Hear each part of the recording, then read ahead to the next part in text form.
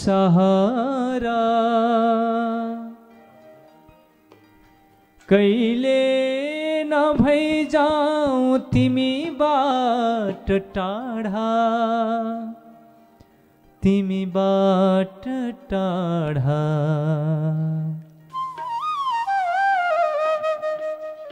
गुरुदेव तिम्रै चरणको सहारा,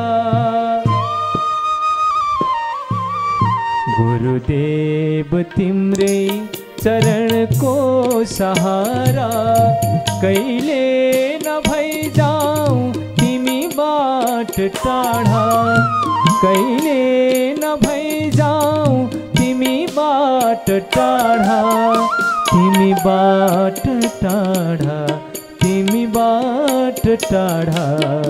गुरुदेव तिम्रै चरणको सहारा।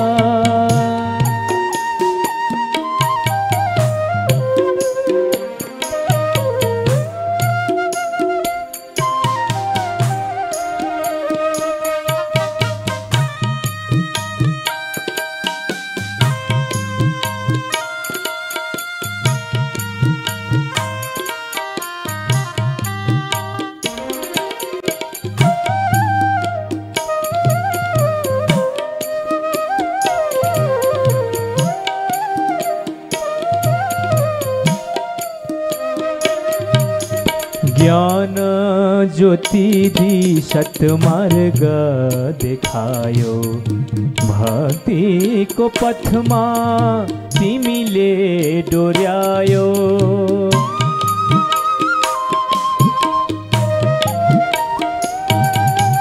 ज्ञान ज्योति दिशत मार्ग बतायो, भक्ति को पथमा तिमीले डोर्यायो। अज्ञान अंधकार मेटाई सारा, अज्ञान अंधकार मेटाई सारा कहिले न भई जाऊं तिमी बाट टाढा, कहिले न भई जाऊं तिमी बाट टाढा, तिमी बाट टाढा। गुरुदेव तिम्रै चरणको सहारा।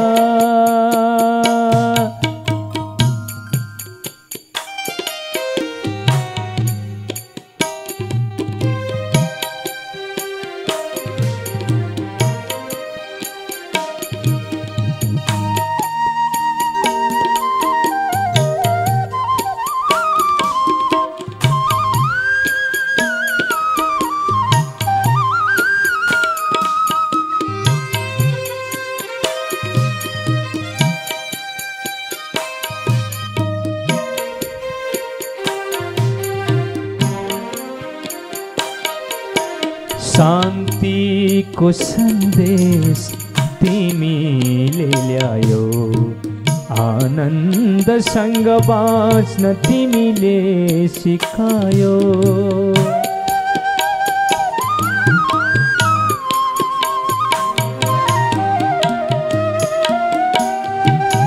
शान्ति को संदेश तिमीले ल्यायो, आनन्द सँग बाँच्न तिमीले सिकायो। राग देशबाट दिलाई छुटकारा,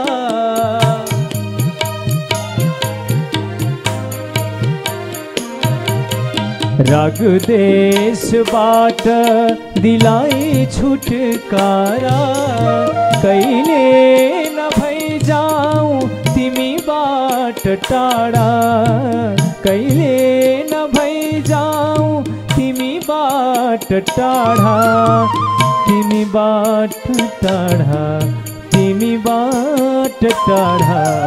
गुरुदेव तिम्रै चरणको सहारा कहिले न भई जाऊं तिमी बाट टाढा, कहिले न नभइजाऊ तिमीबाट टाढा, तिमीबाट टाढा, तिमीबाट टाढा।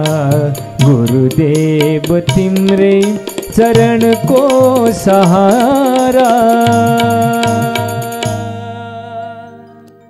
वेदान्त वेद्य भुवनैक भर्ता भगवान सदाशिव शम्भो दिगम्बर भेष धारण गरेर भिक्षाटनमा हिँडेको प्रसङ्ग श्रवण गर्दैथ्यौँ कि भगवान शिवजी भिक्षाटन गरेर हिँड्दै हुनुहुन्थ्यो र त्यो भिक्षाटन गर्दा दिउँसोको समयमा ऋषि पत्नीहरू मात्र आश्रममा थिए। ऋषिहरू सबै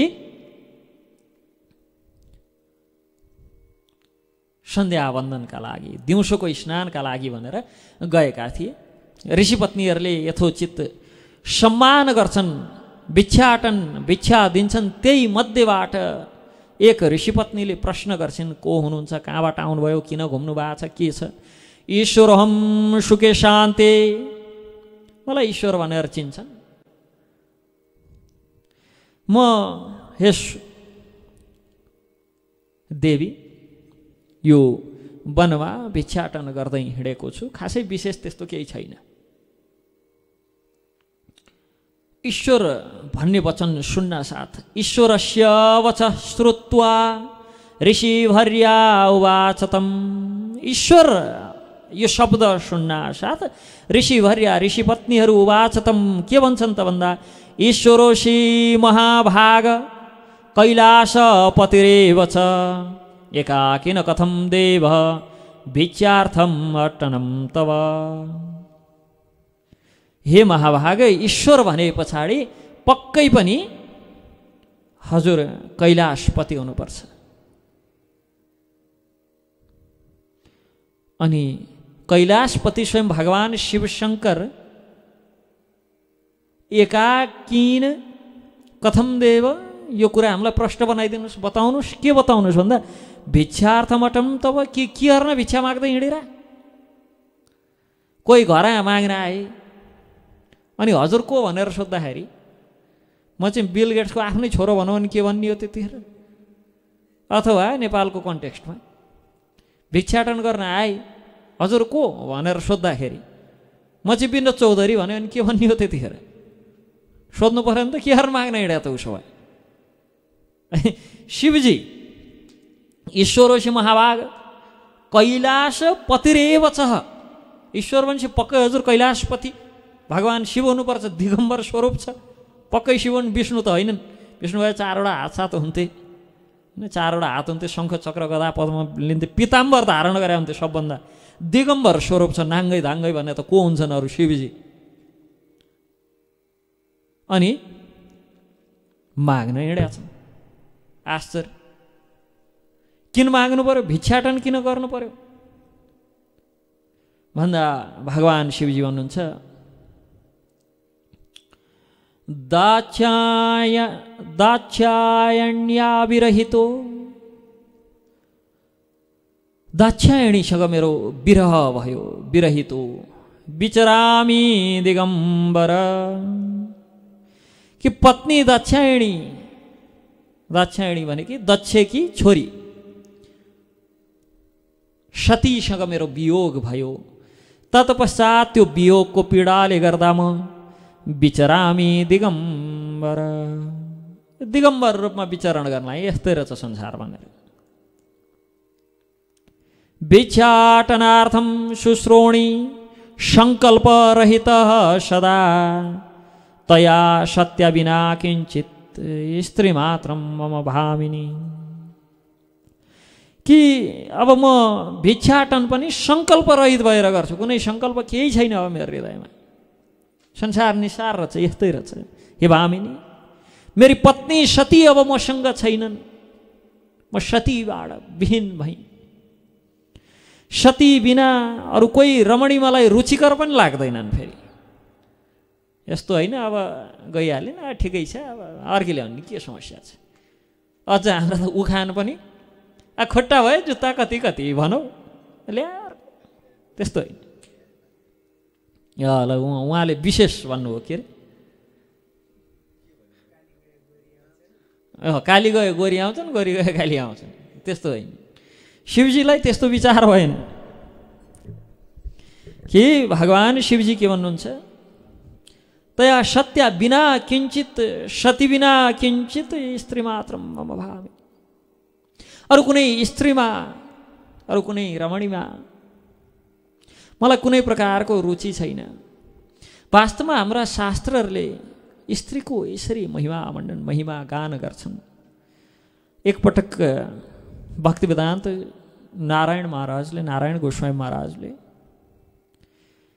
एकजना भक्तले प्रसाद बाँड्दै गर्दाखेरि आफ्नी श्रीमतीलाई अलि होच्याएर अलि हेपेर गाली गर्नुहुन्छ, बुद्धि छैन तेरो भन्ने हिसाबले।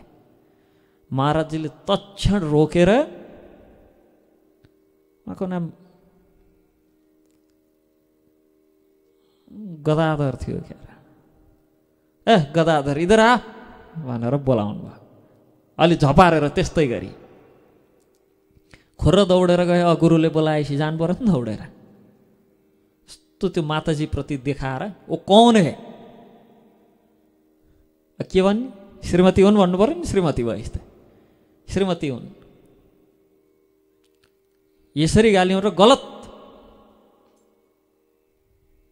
वो जननी है, वो स्त्री है। स्त्री मतलब वो जननी है, हो सकती है शादी के बाद वो पत्नी है, लेकिन फिर भी वो रमणी वश जब तुम अकेले में रति क्रीड़ा में हो तब वो रमणी है, अन्यथा वो जननी है। एकांत में पत्नी के साथ रहने के जो समय है त्यो बाहेक अरू समय एक्लैमा पत्नीसँगको क्षण बाहेक अरू समय ती जननी हुन्। जननी समान सम्मान गर्नुपर्छ। यसरी गाली गर्नुभयो। त्यस पछाडि मैले 2-4 दिन त बहुत याद गरेँ। सबले पत्नीहरूलाई बडो सम्मान गरिरहेको थिएँ महाराजजीका अगाडि। बोलाउन पनि देवी भनेर बोलाउँथे। मलाई त खितित हाँस उठ्थ्यो। 2-4 दिन अगाडिसम्म दिया तिनको व्यवहार। अनि त्यही मैले थाहा पाएको महाराजजीले शास्त्रबाट प्रमाणहरू दिइकन भन्नुहुन्थ्यो कि पतिले पत्नीलाई सधैँ देवी सम्बोधन गरेर बोलाउनुपर्छ।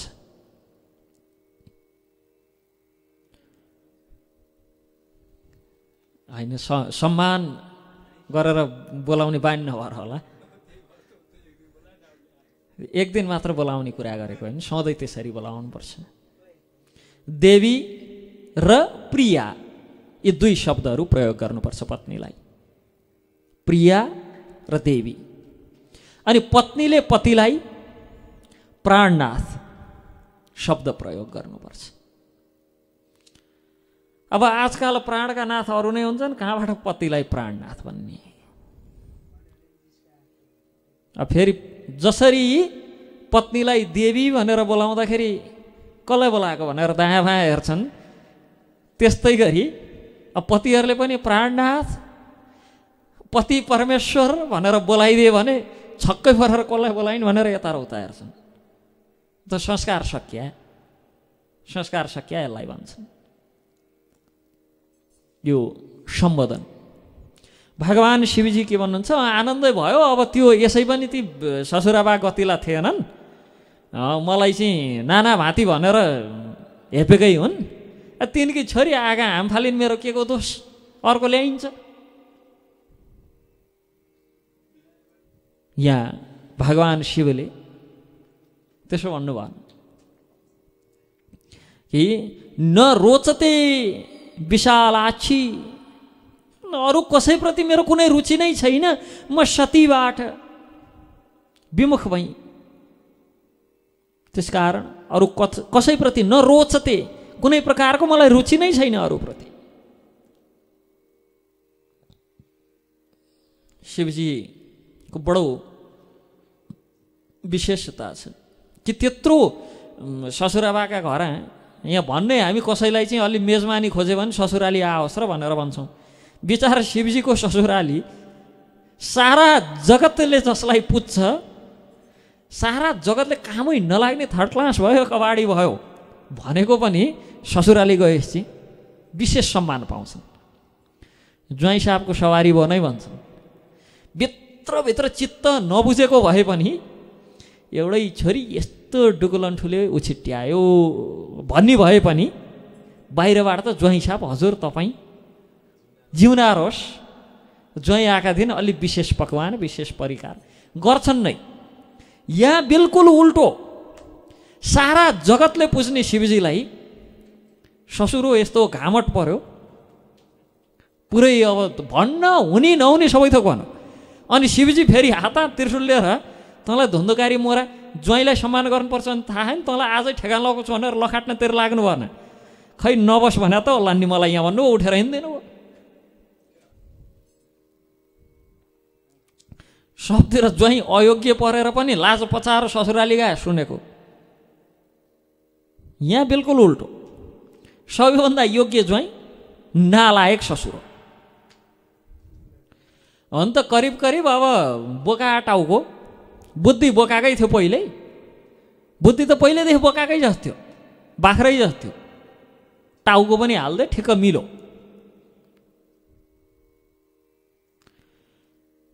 बाख्रा बुद्धि पनि सुल्टो कहाँ थियो र उल्टो थियो, त्यही भएर टाउको उल्टो पारेर हाल्दै त्यो मिलो चिटिक्क सुहाएको थियो त्यसलाई। तर तत्क्षण त्यसले शरीर चाहिँ भस्म गरेर फेरि अर्को शरीर लिएर जन्म्यो। अनि बार बार यो स्वभाव हो व्यक्तिहरूको, बार बार के भन्न पनि छोड्दैन थियो भन्दा फेरि मलाई कुनै अहङ्कार छैन है, यसलाई मैले खालि उपदेश दिएको मात्र। उपदेश दिनेको पहिला बुद्धि हेर्नु पऱ्यो नि, बडो गोरु पल्टिनु पऱ्यो। बुद्धि बाख्रा छ आफ्नै, अनि शिवजीलाई उपदेश दिइरहेको थियो। यो प्रसङ्ग त हामी सबैलाई थाहै छ, कस प्रकार आफ्नो पतिको, आफ्ना पतिलाई पिताले नानाभाँति भनेर पतिको मर्यादालाई पिताले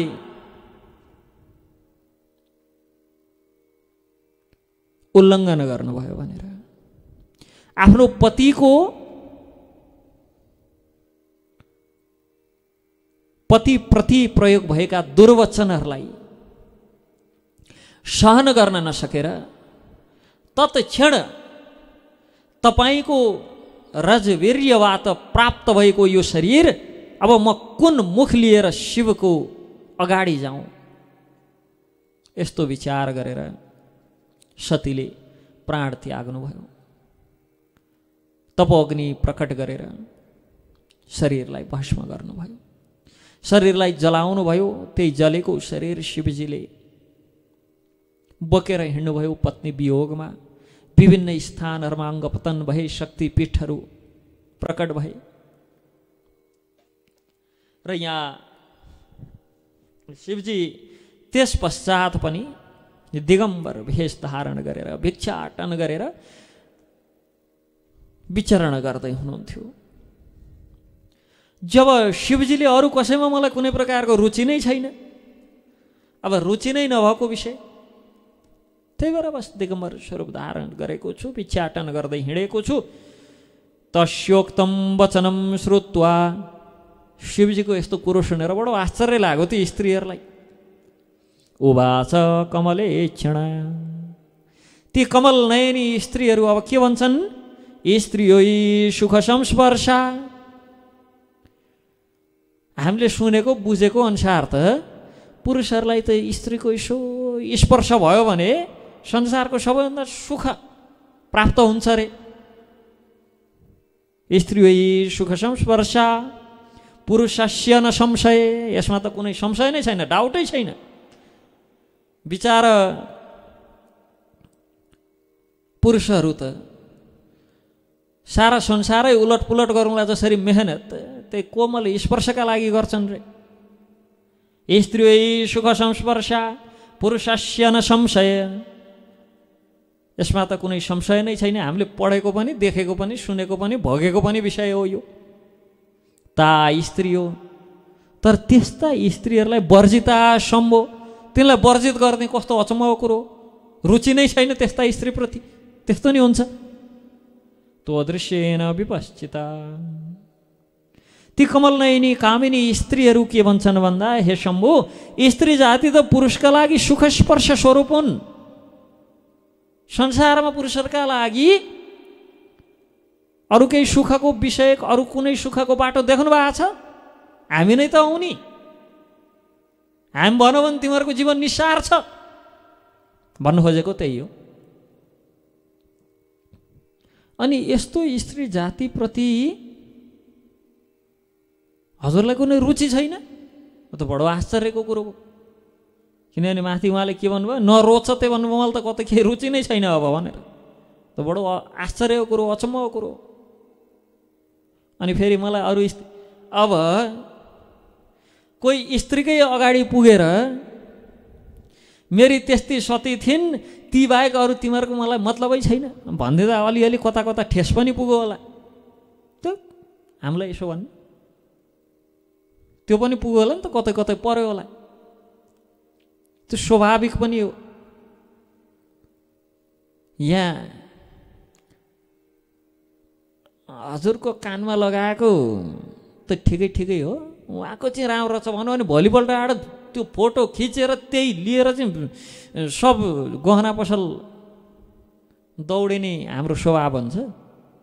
त्यस्ता ठाउँमा शिवजी यहाँ नरोचते विशालाक्षी, मलाई त अरू कसैप्रति रुचि नै छैन भनेदेखि त्यसै पनि आश्चर्यमा परे। कस्तो अचम्मको कुरो। अनि कता कता भित्रतिर गएर त्यो वचन गढ्यो पनि कि हामीलाई के भन्नु खोजे यिनले भनेर, हामी के कुरा कम छौँ?